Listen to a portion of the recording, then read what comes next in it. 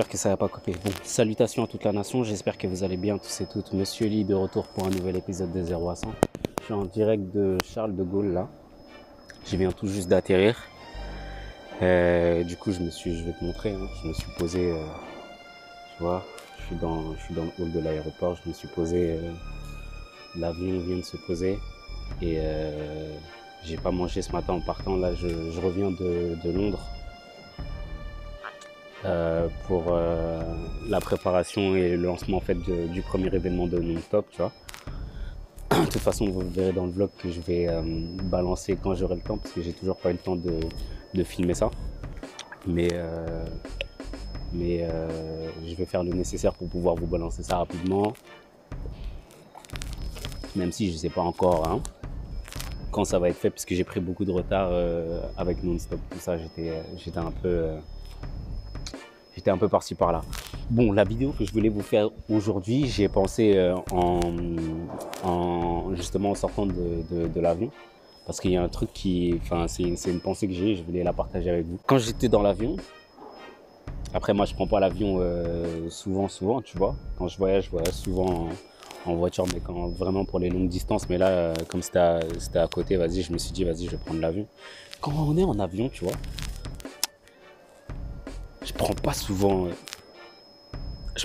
le temps de regarder. Il y a des gens qui passent, ils me prennent pour un ouf.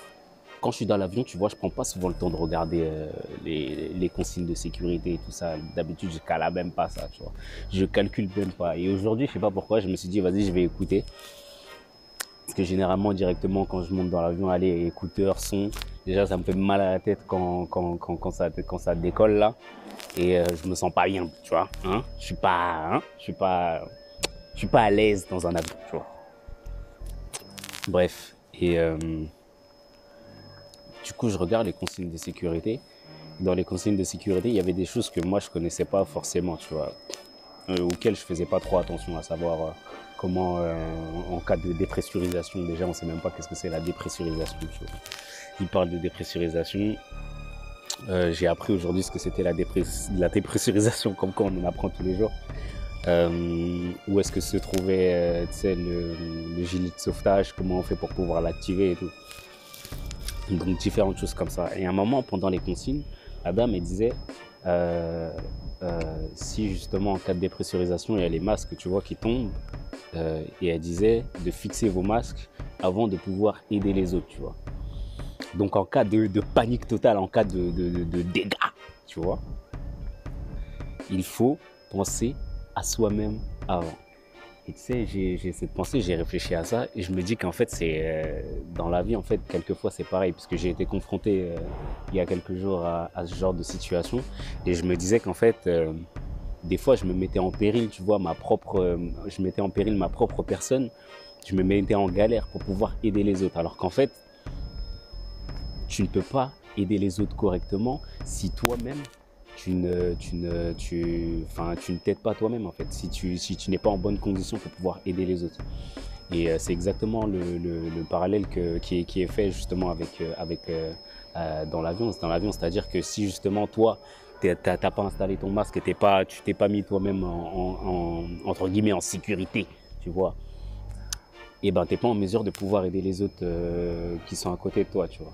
Donc moi c'est la pensée en fait que je m'étais dit.